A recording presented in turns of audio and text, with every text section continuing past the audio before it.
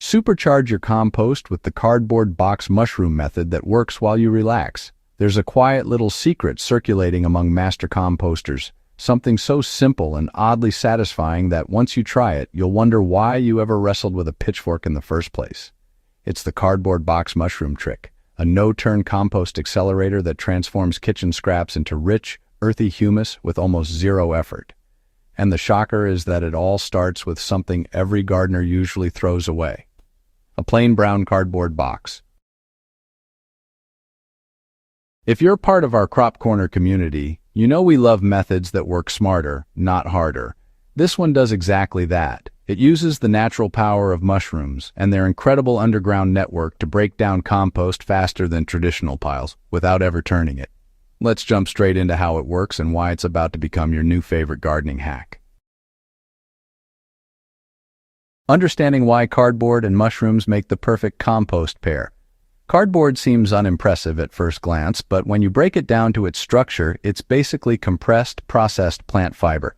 It's loaded with carbon, which every compost pile needs to balance out nitrogen-rich kitchen waste. When you soak cardboard, it becomes the perfect sponge-like habitat for fungal growth. Mushrooms thrive on cellulose, breaking it down quickly and efficiently, which jumpstarts decomposition in the entire pile.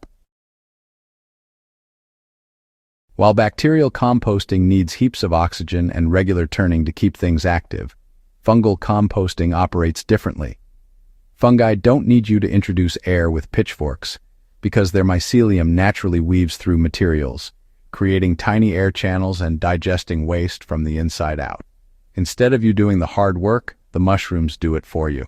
This is the heart of the cardboard box mushroom trick. Creating the perfect no-turn compost system with a cardboard box is, honestly, a lot simpler than most folks think. To get started, you really only need a sturdy cardboard box, preferably one with thick corrugation.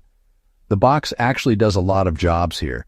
It acts as a container, a carbon source, a moisture holder, and even a growing medium all at once. First, you'll want to remove any tape, stickers, or glossy parts so your compost stays clean and chemical-free. Then, soak the box thoroughly. You can either submerge it in a bucket or just pour water slowly over it until the cardboard gets soft, but not mushy. The goal is to end up with a texture kind of like a damp sponge.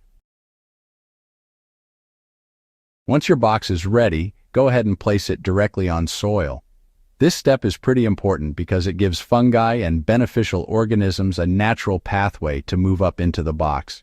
You really don't need commercial mushroom spawn unless you're after ultra-fast results. Nature will send its own workforce within just a few days. Now start layering your compost scraps inside. Try to keep the layers relatively thin. For every layer of fruit and vegetable scraps, add a layer of shredded cardboard or brown leaves. If you like having measurements, think of it as 1 part green material to 2 parts carbon material. That keeps the pile balanced and helps prevent any foul odors. You can also drizzle a fungal starter tea between layers if you want to supercharge things a bit. To make it, just mix 1 cup of finished compost with 4 cups of non-chlorinated water and let it sit for about 24 hours, giving it a stir now and then. Strain and pour half the solution onto your layers and save the rest for future additions. Fold the top flaps of the box loosely. You don't want an airtight seal. Just enough coverage to keep moisture in and pests out. The box will gradually break down at the same time the contents inside decompose, giving you a slow-release compost capsule that stays active for weeks.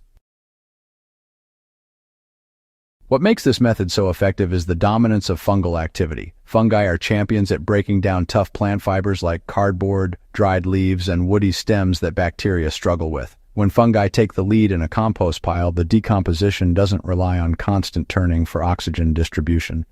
The mycelium naturally creates aeration through its growing pathways. In fact, when mushrooms colonize the cardboard, they create a white, web-like network that speeds the breakdown of everything inside. This dreamy, fluffy network isn't mold you need to worry about. It's the sign your compost is thriving. That fungal web converts plant waste into a nutrient-rich material your garden will love. As the mushrooms digest the cardboard walls of the box, the structure softens and collapses gently over time. By the time the box disappears, your compost inside is mature, dark, and crumbly, and you did all of it without turning the pile once. Alright, so maintaining moisture and feeding the fungi is really the key for even faster results. Moisture management is actually the only maintenance step you need here. Fungi, they really require humidity to stay active, so just check your box every week. If it feels dry, go ahead and sprinkle in a cup or two of water. Now, if it feels soggy, just open the flaps a bit or toss in some more dry, shredded cardboard. And if you want to give the fungi a bit of a nutritional edge, you can whip up a fungal brew using this formula. Mix 2 tablespoons of molasses into 1 liter of warm, non-chlorinated water. Give it a good stir and let it cool down. Then, pour about half of it over the compost layers once every 2 weeks. The sugars in there, they feed the fungi and honestly increase colonization speed dramatically. So you just keep adding kitchen scraps until the box is about 3/4 full. Once you hit that point, close the flaps and let the system work undisturbed. Now, depending on temperature, fungal presence, and your material ratios, a box can actually finish composting in as little as 6 to 10 weeks. When the cardboard is mostly dissolved and the contents look uniform and dark, well, your compost is ready to go. Unlike traditional compost, this no-turn method gives you a product that's rich in fungal life. That makes it especially great for perennial crops, fruit trees, shrubs, and really any soil that could use a boost in structure. You can spread it directly around your plants as a top dressing, mix it right into planting holes, or even use it as a base for your homemade potting blends. The fungal dominance, well, it really helps increase soil water retention, boosts nutrient availability, and encourages much stronger root systems.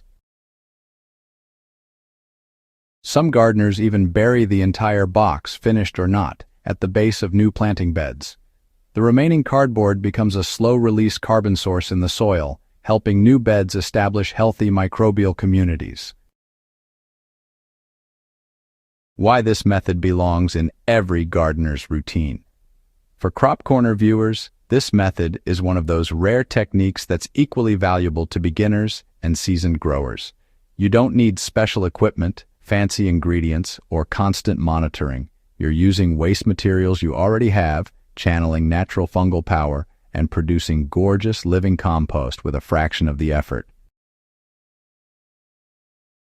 What makes it exciting is the hands-off nature. Instead of constantly checking, turning, and adjusting a compost pile, you create a micro-ecosystem in a cardboard box and let nature take the wheel.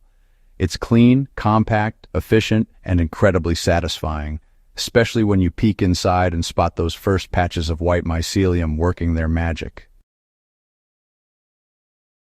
If you've ever struggled to maintain compost, or if you've been searching for a method that blends convenience with high performance, the cardboard box mushroom trick is your new go-to solution. It's simple, natural, and surprisingly fun to watch unfold. Before you head out to try this yourself, make sure you're subscribed to Crop Corner so you never miss our best garden-boosting secrets.